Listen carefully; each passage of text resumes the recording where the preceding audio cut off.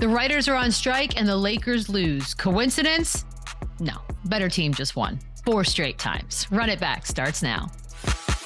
Run it up, then run it back. Run it up, then run it back. Run it up. Happy Tuesday morning and welcome to Run It Back. We've got a pretty good show ahead of us today, coming off a pretty great night, unless you're a TV executive. I'd like to introduce everyone. Shams Charania, Stadium Insider, Chandler Parsons, and Eddie Gonzalez on the end. And guys, whoo!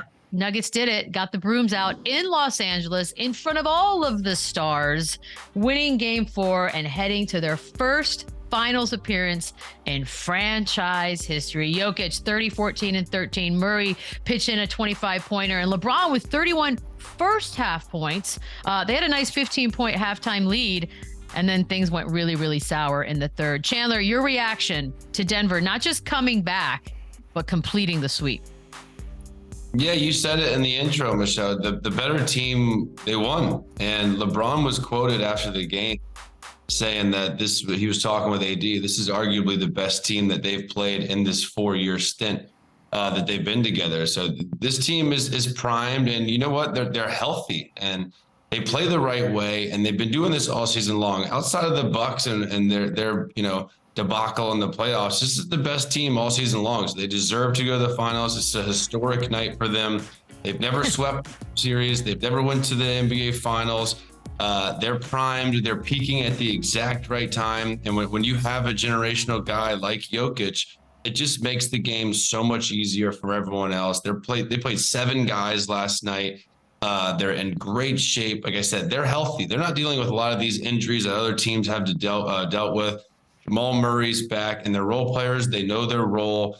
And this team is primed to win a championship this year. So I'm super happy for them. Malone has been an unbelievable coach. Jokic has been an unbelievable leader, and they're just getting things from every single player on that roster. And they deserve to win this series, and they did it in fashion and business as usual, and they dominated from start to finish. Yeah, they took the Lakers' best shot. They took the Lakers' couple best shots, and they rolled it right off them. You know, that third quarter decided the game, 36-16. The Lakers looked like they were rolling going into the half. LeBron had it quite literally the best half of his career. His most points he's ever scored in a half in a game. 31 points. It looked like he was clear on his way to 50. Whether you want to say he gassed out, whether you want to say the Nuggets adjusted, whatever you want to call it, he ended up with a great game anyway. And it just wasn't enough. It's just the best team they've played as a Laker. I mean, I guess. I don't know, but this is the best team in the league right now. That's all I know. And they get to the playoff. They get to the finals, 12-3 on their way there. Shout out to KD and Booker, the only team to beat them twice. Whatever that stands for, whatever that means, I'll take credit for it though. But 12-3 run, and it really, they should have got the Wolves out of there in time when they did, and that miraculous win that Anthony Edwards was able to secure. They look dominant. They look outright dominant in that second half. And like Chandler mentioned, they just seem to be in better shape than everybody. And it's funny because you look at Jokic, and then what you think of Jokic and what you think he's supposed to be. He plays all night last night. He plays most of the fourth quarter with 5 fouls. He's beaten every big up the court. I watched him do it to DeAndre Ayton. I watched him do it to Anthony Davis, my bad. And he's not supposed to be the most athletic guy on the court. He keeps looking like that. He keeps looking like the most well-conditioned player in the league. And, credit to them for that. They knew they were going to have to run teams out of the gym, and they've done that. And, they got a challenge for them waiting for them in Miami or maybe Boston, but they look like the best team by far. Shams.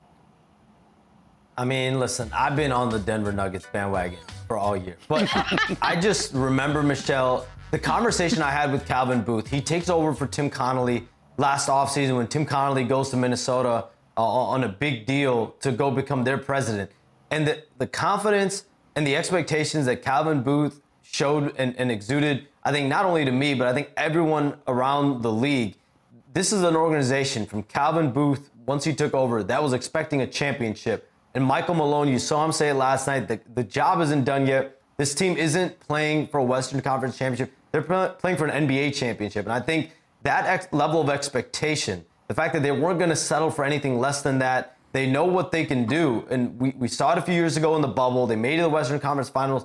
I think they were on the cusp of making it to the NBA Finals when they went and got Aaron Gordon a couple years ago. Jamal Murray goes down, and now this team is healthy. They're deep, and I think you have to look at them being the best team standing as of yet. We'll see if Miami can move on, and we can't count out Miami, but Denver right now, I think they're going to go into this series the same way Calvin Booth, that front office, that ownership, that organization, they're going to be going into that series believing they should win, and if they don't, it will be a disappointment. Yeah, they're coming in hot for sure. After the game, Lisa Salters presenting Jokic with the Western Conference MVP award, and she asked him, what does it mean to him? His answer, nothing. Chandler, again, we talked about it all year, the MVP award that he didn't win, still to me is the best thing that happened to him. Is he head and shoulders above everyone else? Let's say Miami does go to the final. Is he head and shoulders the best guy on the court?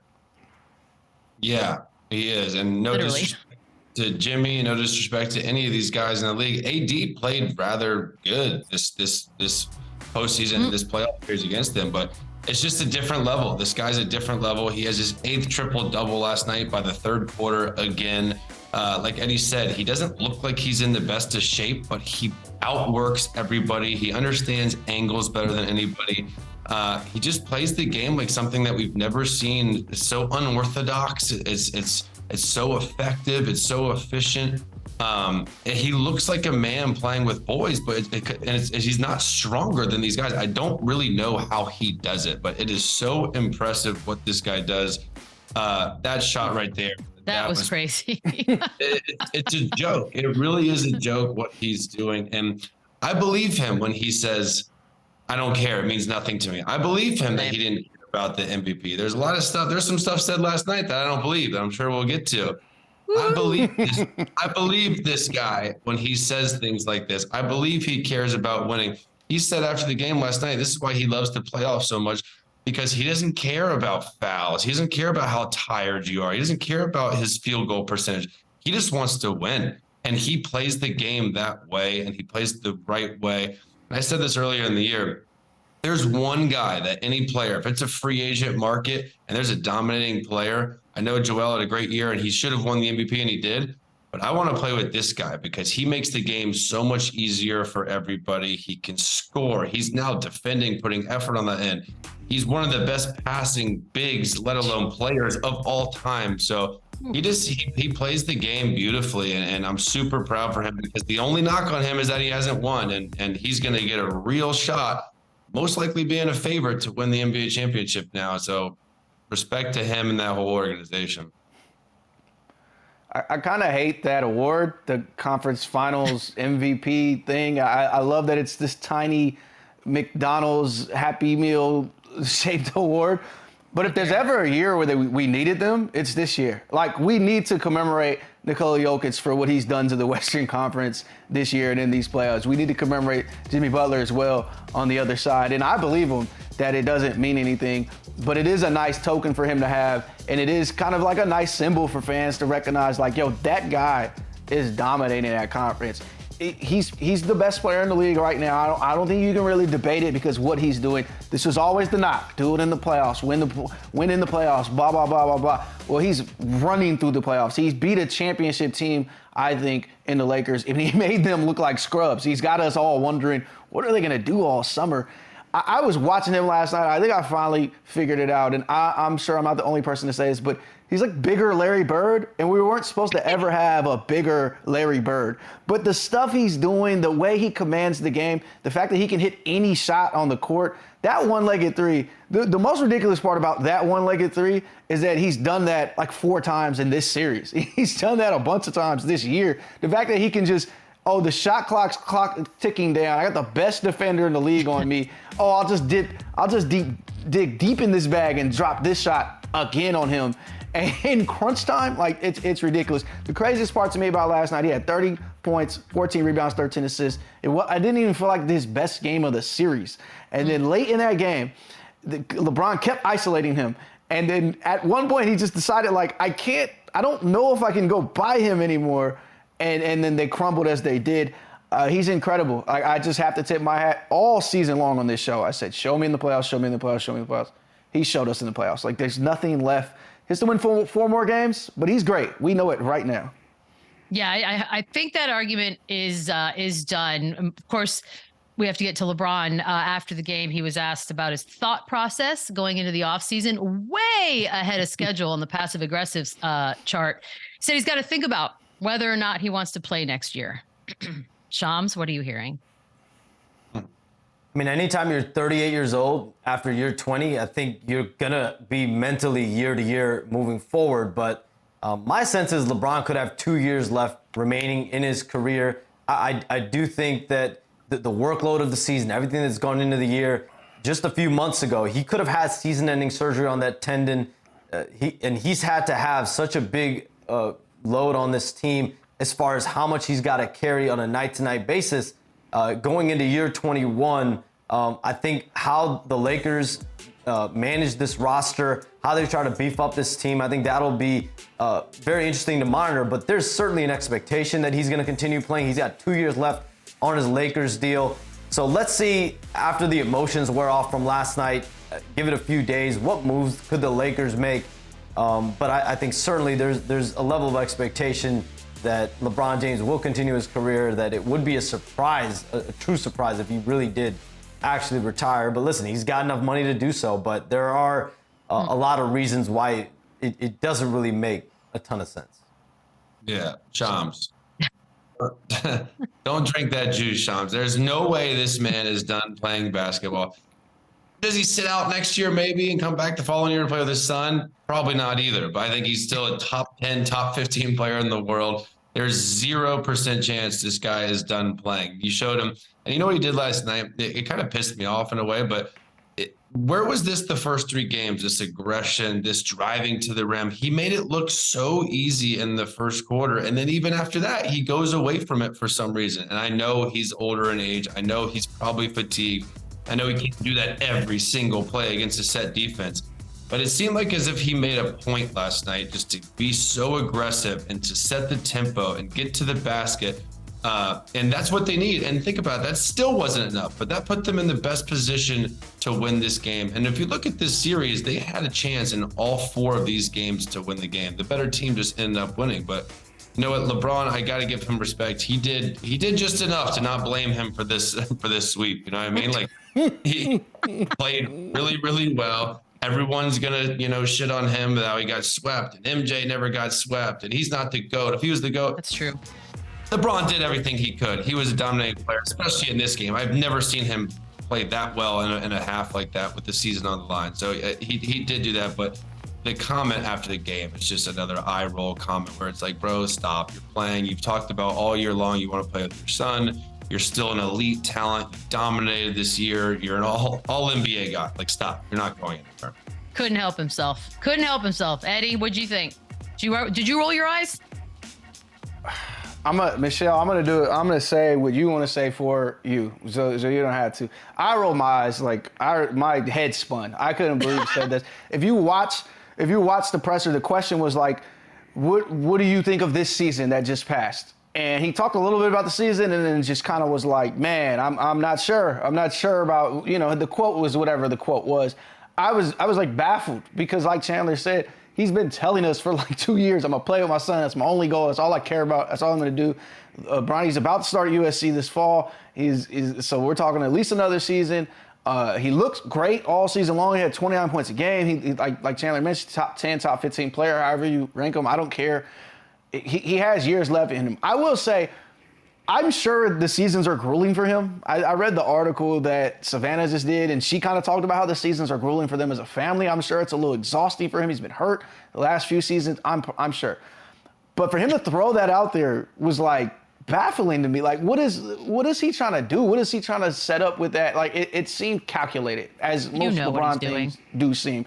It seemed intentional, and people were saying, "Hey, he's trying to overshadow the sweep. He's trying to take away the attention from the Nuggets." Whatever, it worked. Like Carmelo Anthony retired yesterday, and now we're starting our show talking about, is LeBron James going to retire? He's not going to retire. I don't know why he said this.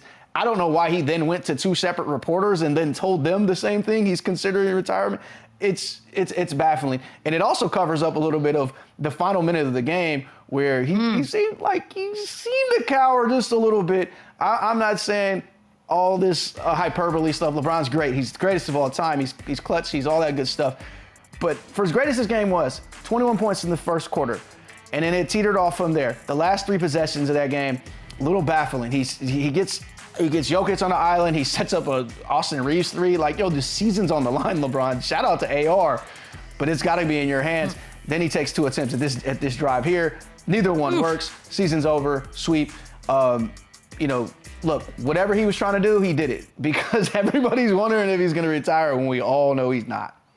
Right, because if you think the guy who couldn't help himself or hold it in for 3 days to get the attention is not going to want a ridiculously over-the-top farewell season or 2, then you have not been paying attention his entire career. It's the most passive-aggressive, look at me, Larry, that I think we've ever had. And so I was shocked that we didn't even get a day. I thought, okay, we're going to get to the finals and we'll get one of those tweets and then we can all talk. Nah. Kudos. I even outdid himself. If you think he's not going to make the city of Cleveland and the city of Miami kiss the ring on his farewell tour, you do not know LeBron James. You have not watched the last 23 years of LeBron James that we've seen. He will have all of the ceremonies. We will not be sounding like Draymond about him wanting the farewell tour. He's getting the farewell tour. And then some. Look, Eddie, the game, there were times when I thought, okay, this is the one they might win this one. They're gonna have some pride. They're gonna pull this one out. Besides Jokic, that's saying the obvious. What was the reason why at the end of the day the Lakers just didn't have enough to get one? Well, Rui Hachimura looked like Rui. I don't have to eat a tweet like I had said I was going to if he ever hit 5 threes in a game. They didn't get the greatest game from Anthony Davis. I mean, they couldn't keep up with this team offensively. That's what it came down to. In that third quarter, 36-16, that's the game. You know, you walk into halftime up double digits. If you had your biggest lead of the series so far, and then that's gone like that. And there's not enough timeouts, there's not enough speeches on that bench to fix it. They're playing Tristan Thompson. Like they're doing everything they could do. They essentially benched D'Lo, but they went down with one of the same fatal flaws they've had all season. They had no shooting. The lineups they had to keep on the floor to keep up defending. We watched D'Lo miss a couple late threes. We watched Austin Reeves miss a couple late threes. There was a point in that fourth quarter they were 0-8 from 3, and I think Austin Reeves finally made one in the corner, and that was the only 3 of that quarter. They went down not being able to shoot the basketball with the people they put on the court, and they're going to have to rectify that. If we know anything about LeBron James teams, you need shooters in each of those corners so he can space out and operate in the way he does. And Rui Hachimura, Dennis Schroeder, they're not shooters. It's what it came down to.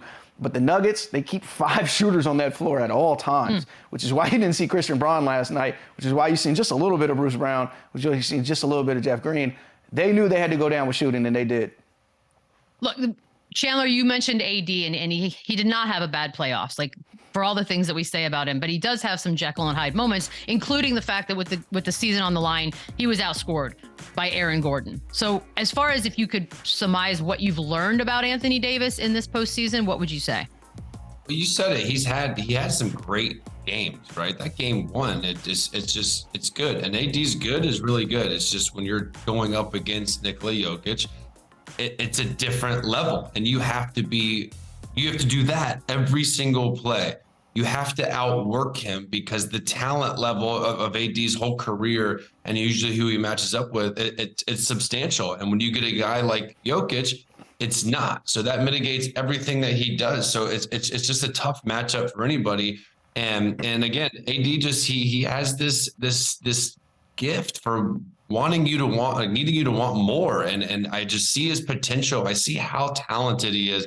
I see the things he can do offensively and defensively, and he takes plays off, and you can't do that in a series, and you damn sure can't do that against Jokic. So it's tough because, like we said, he had some big games. He can't say he played bad in this series. I just, like LeBron in the first quarter, I wanted to see them like their season was on the line and to not take any plays off and to go extremely hard, get to the foul line. Give Jokic a hard foul.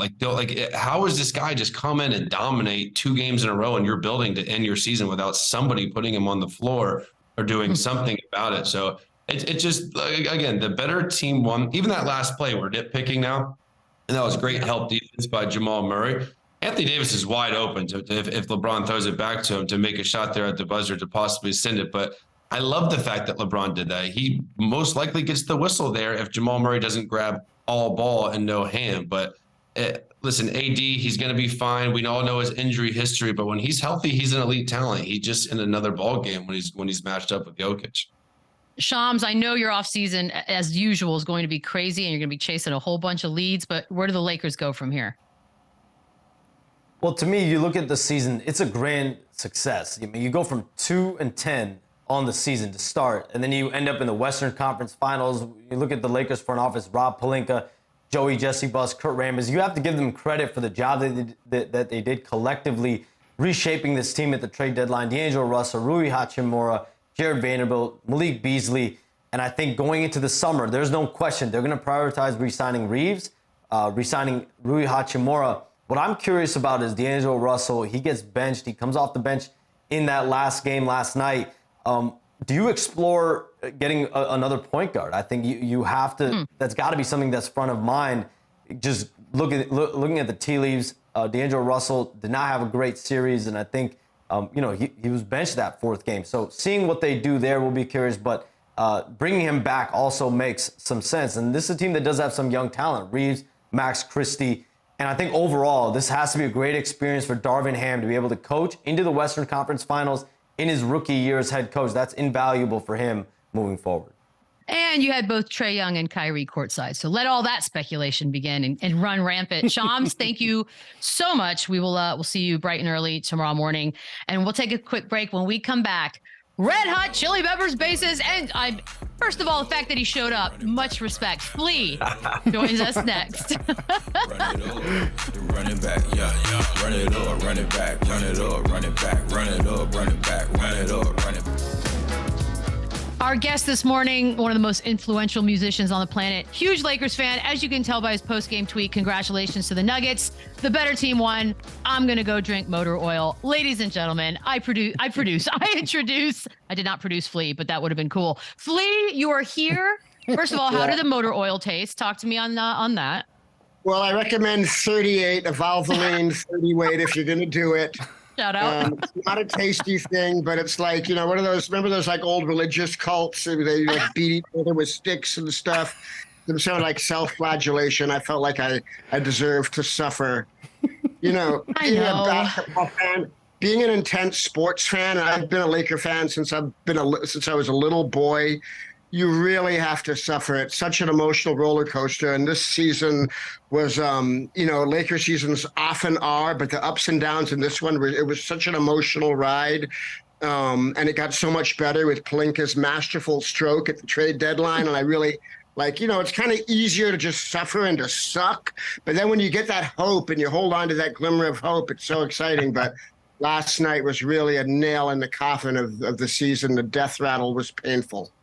Well, take me through last night's game, because obviously at halftime you had to have been optimistic. Sort of, what was the emotional roller coaster like? It was just, I started off the game kind of like, okay, we're down 3-0. It's over, so let me just watch this last game. Maybe we'll get a win. Maybe they'll show some guts.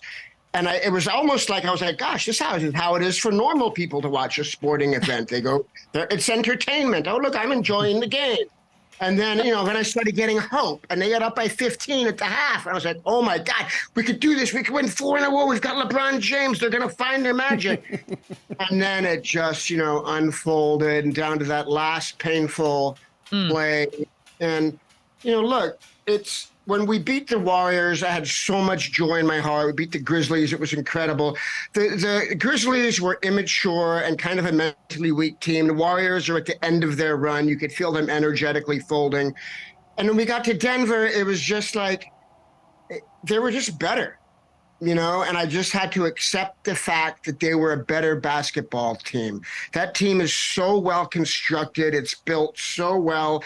When you got the Joker down in the paint there, and the guys that shoot as good as they shoot, they just couldn't rotate out to the shooters and keep an eye on Jokic down there. It was impossible with Gordon cutting to the basket. It was just insane. The Lakers just couldn't beat him. I mean, the shooting like that, I think it was game 3, Jamal Murray shooting. Like, what are you going to do? It's one of the best shooting plays I've ever seen in my life. The dude just wouldn't miss. I wanted to run out in the court and like poke him in the eyes. That would It's help. just painful. I don't know. I mean, I'm going on a tangent. I could go on and on. It was very painful last night and sad.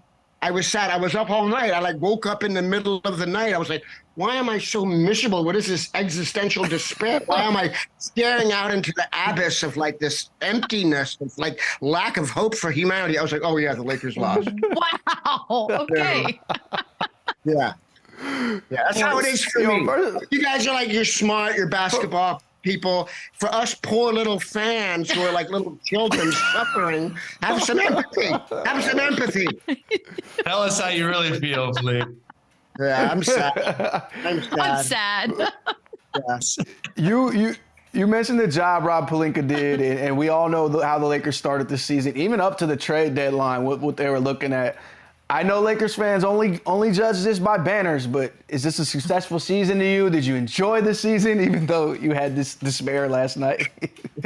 I mean, I can't enjoy losing, and with a team with LeBron James and Anthony Davis, and they put like a really fun team around them, and it was great to cheer for Austin Reeves and Rui, and the Lonnie Walker game. Don't forget game 4 against the Warriors, the Lonnie Walker game. I love Lonnie Walker. I loved him when he was on the Spurs.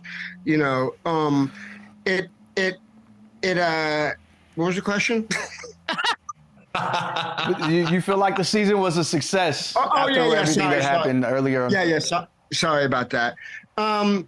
It was a success in that winning the first 2 rounds was so profoundly satisfying. But no, it's not a success. Losing to Denver is not a success. To go and face them, I thought that the Lakers could beat them, and it was a real letdown to see that we just couldn't. And it wasn't like we just couldn't because the ball didn't roll this way or that way, or they were just better. And it made me realize that like it's going to be really hard for the Lakers to get better next season, to be better than they are, because we don't know what the roster is. It's like, Right. they're going to, what do they re-sign Rui? They re-sign Austin. Who are we going to have? Are we going to have D'Angelo Russell? Is he going to be engaged and present and there, for like crunch time moments when, we didn't really get to see him do everything we hoped he could do against Denver? I just, it's hard. It's hard. I mean, I'm going to be there screaming my guts out like a maniac and pleading for every shot to go in. But it looks like a hard time for the Lakers right now. LeBron's getting older. He dropped that hint last night about we don't know what to do. Yeah, by the way, what did you think about that? Are you buying that, or is that just he's frustrated in the moment? I mean, I think he's definitely frustrated in the moment, but I think LeBron, I thought that interview was a beautiful interview, actually. I think he's a guy that's, very honest and tapped in, and I don't feel cynical at all about things that he says. Like, I don't, I think there's a tendency for athletes in the position that he's in. I mean, there's only one guy in his position, but to be kind of political with their statements and to like, there's like a sort of this media manipulation to a point. I think he was just like really speaking from the heart, like it was touching to hear him speak last night, actually, for me.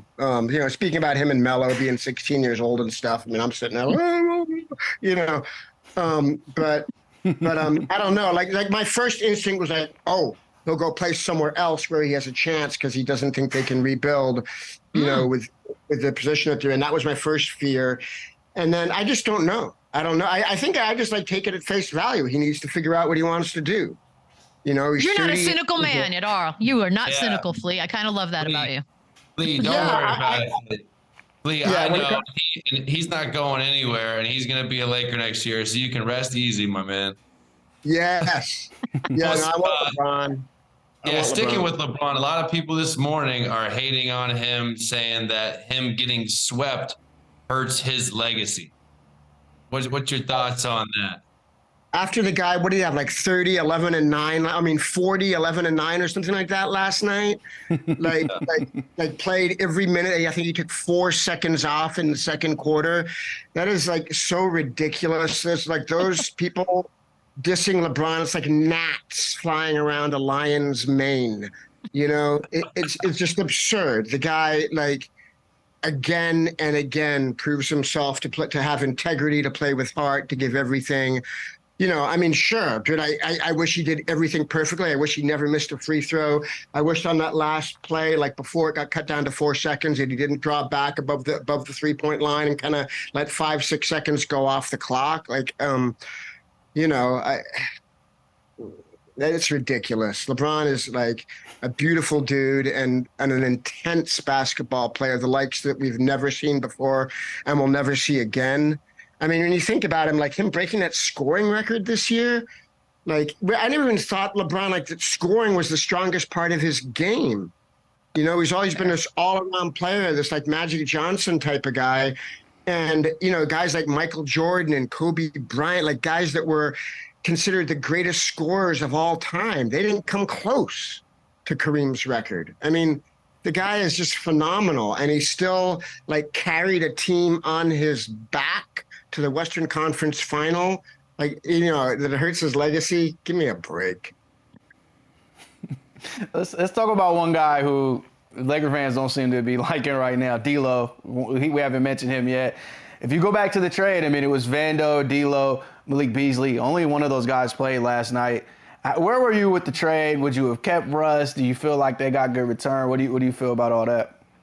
I think it was a great trade. I mean, the chemistry wasn't working out with Russell Westbrook, and getting D'Lo was really exciting and fun. He came in, he was playing great, and I think he's great, and I think he can be great.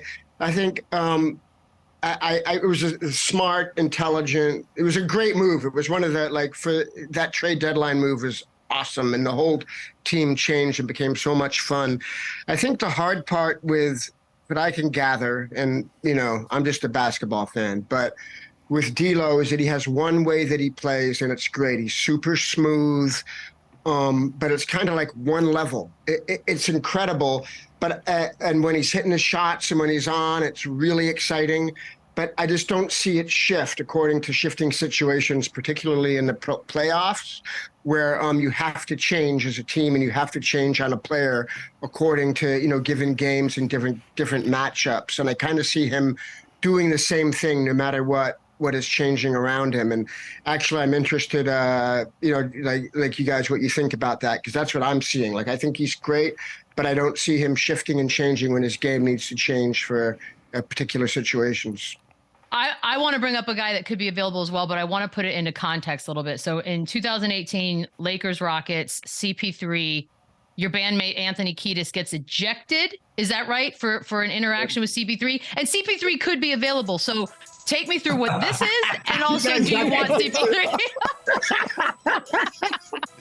What is going on? I was equally angry because that was when he smacked Rondo. It was the Rondo CP3 skirmish of 2020 or 21 or whatever it was. And I don't know, like the whole thing was like, did Rondo spit on him or not? But no, I don't know. That's another hard one too. I mean, CP3 is injured a lot, and historically hasn't really done well in the crunch times in the playoffs. And he's getting older. And I think the Lakers really need youth and athleticism. But man, I don't know if they keep LeBron, you get CP3, it could be. That's a tricky one. That's a tricky. Maybe, you know, a tandem of D'Lo and CP3. I just don't know. I mean, CP3 is not gonna. Is his contract up? Is his contract up? Does he get a new contract? He's not gonna get another big old contract, right? I don't think so, but. Yeah, no, you get CP3 if you can get him. The guy is probably one of the greatest mid-range shooters to ever play in the game. He's one of the great point guards of all time.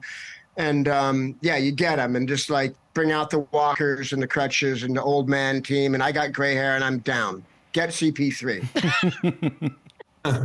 You've been a season ticket holder for the Lakers since 1988. That's 35 incredible years for that team, really.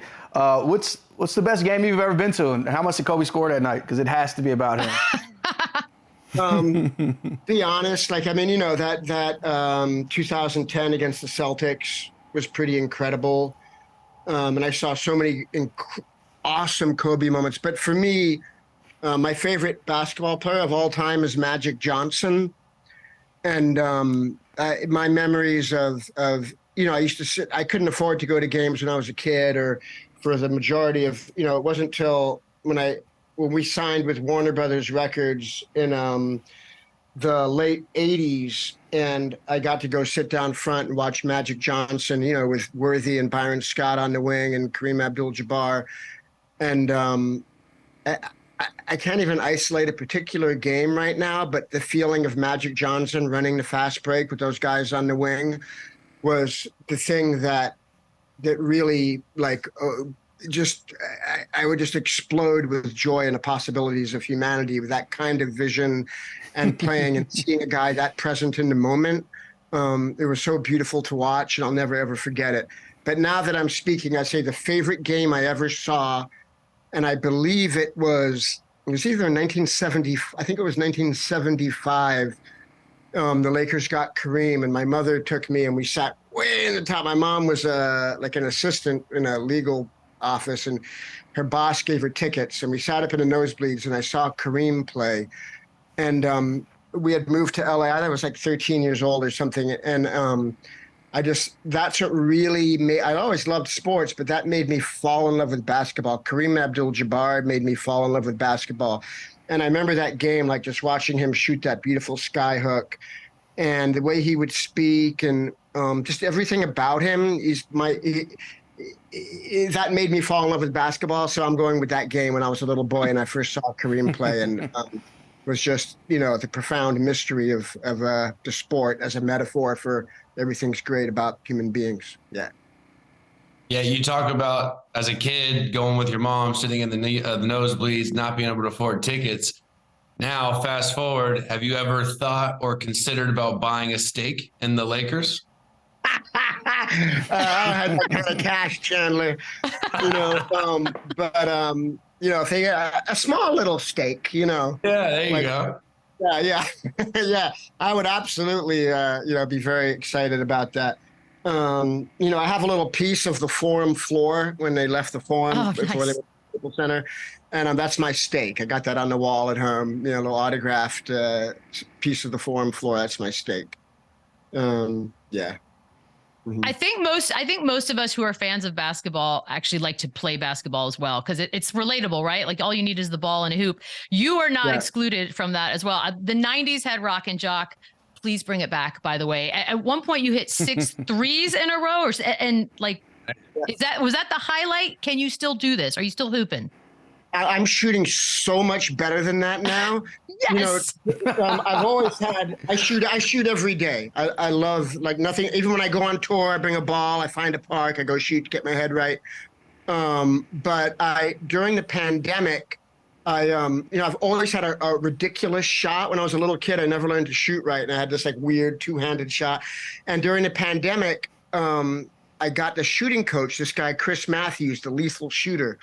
And I was like, you know what? I'm 57 years old, and it's time for me to learn how to shoot right. And I learned. I got good shooting form, and learned how to shoot right over the pandemic. So my shooting's actually way better than then. But I did win this 3-point shoot off in the Rock and Jock. Let that be known. And I also won MVP of the game with an assist from Mitch Richmond that hit the 10-point shot and drained it. The 10-point shot in the game. And that is definitely the highlight of my basketball career. And I don't think I could have been as moment outside of maybe the birth of my children. It was a happy moment. Are you listening, NBA? Bring all of this back. Do something with it. By the way, you have a podcast, Little Light. Tell us about that. I imagine it's positive. It's a podcast about music education. I have a nonprofit music school called the Silver Lake Conservatory of Music. I founded it 21 years ago. We teach about 800 kids a week in Los Angeles. Wow. It's a nonprofit school. And it's a podcast to raise money for the school. And I speak to different musicians about, their music education and their path to studying music. And it's really cool because, I'll teach speak to like a concert violinist, or speak to a rapper, or speak to a rock musician. And everyone's path is so different, from like a really cerebral path to someone who's just like doing something to survive, it's really fascinating how, people finding a path and honing and working on it to develop a skill that's meaningful to them. Yeah. That is awesome. That's truly life-changing. Flea, so much respect for you to coming on this morning. I know it's bright and early on the West Coast, and I know it wasn't a happy morning to wake up to, but we appreciate it. This has been an honor. Thank you. Yeah. Thank you so much. It was really nice to speak to all of you, and appreciate the basketball insights and stuff. And thank you for having me. Awesome. Keep shooting that basketball. Yeah, keep shooting. Now I want to see you. Maybe they'll get a good celebrity game. I'm going to make a video. Yes! I got my wife Let's see for my it. birthday. My wife got me this thing that rebounds for you, the Dr. Dish. You know, you shoot it, it puts the ball back out of you. I'll be like, pop, pop, pop. Hey, Flea, I've been retired 3 years now. You're the only person that can get me out of retirement to do a little shooting competition. So call me. Come on, man. I'm ready. The Combo Compound. Let's go to the Combo Compound. This is awesome. We're taking a break. We'll be back. All right, y'all. Bye now. Thank you. She known all over the map cause she make it clap. With a short on or the skin tight jeans. She get a round of applause cause she do. When NBA playoff games tip off, there's no better place to bet than FanDuel, America's #1 sportsbook, because now you can build a same-game parlay after the game has already started. Live SGPs are just one of the new features added for the playoffs, so go check it all out right now on the FanDuel Sportsbook app. Make every moment more with FanDuel, official sportsbook partner of the NBA. We have a game tonight. Celtics down in Miami trying to salvage a bit of dignity. The Heat favored by FanDuel Sportsbook, 1.5, so not much, Chandler. Which version of the Celtics will we see tonight? Hopefully the best. And this is the game where they can really prove something, right? This is avoid a sweep. This has been a great team all year long. And you know what? Win game 4, force a game 5 in Boston and get one at home. Then all of a sudden the pressure goes back to Miami. But the Heat are going to make this difficult. The Heat have been very, very solid. They play the right way. They're kind of very similar to Denver, where they make the extra pass. Their guys know their role. They have a star in Jimmy and a second fiddle guy in Bam that have been great. So it's not going to be easy, but it starts with Tatum and then it goes to Brown, and they have to be efficient. They have to be aggressive. They have to will and carry this team to a win tonight, or it's going to be a really sour ending to a really good season. So the Heat aren't going to make it easy, but I expect the Celtics to come out and be aggressive and play, and at least jump out to an early lead, and hopefully they can sustain it and kind of prolong this year.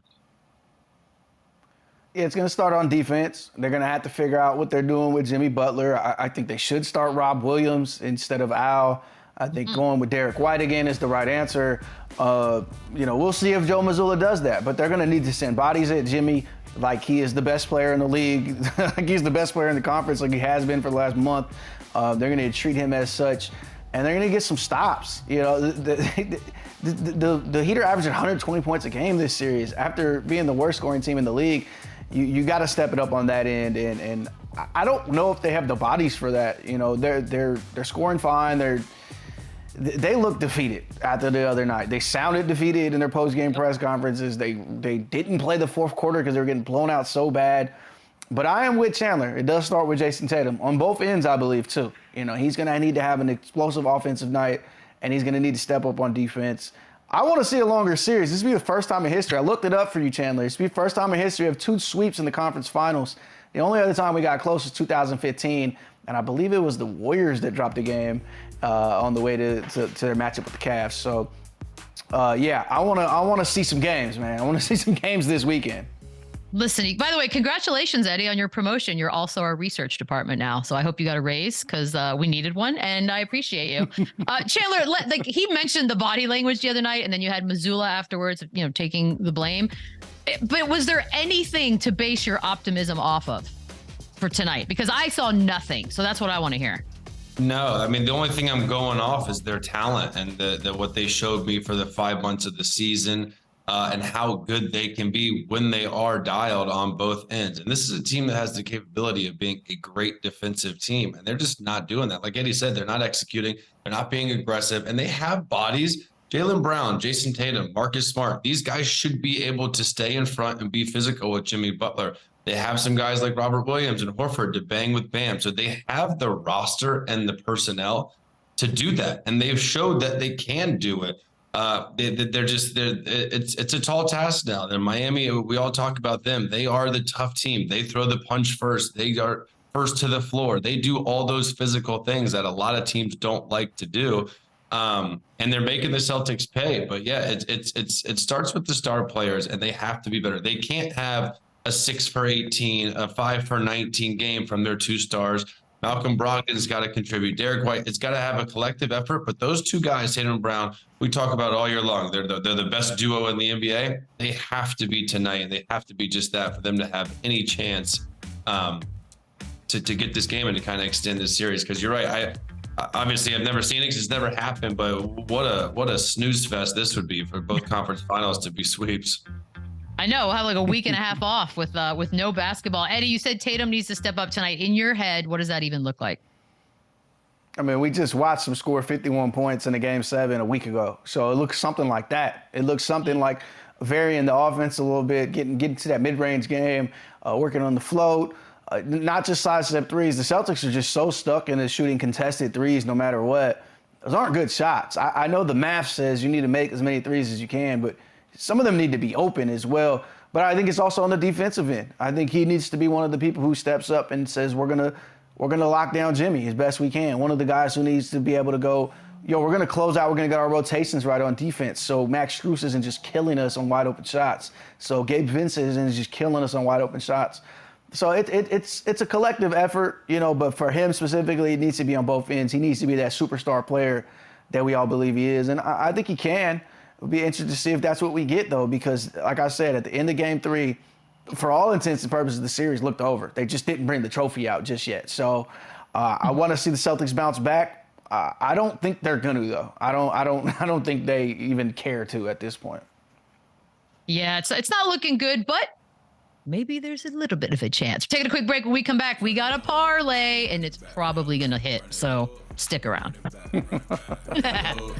Running back, yeah, run it over. The running back, yeah, run it. It's about that time we win the people some money. Eddie, what do you have for the first leg today?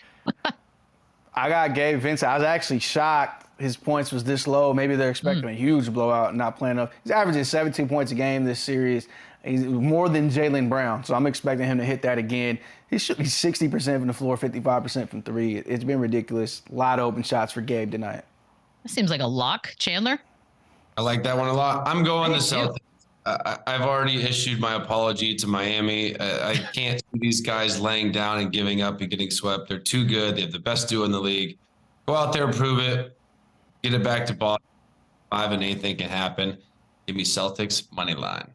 I like it. It's almost as if you're trying to will it into existence, so we get a little more. I just want the series to go longer, to be honest with you.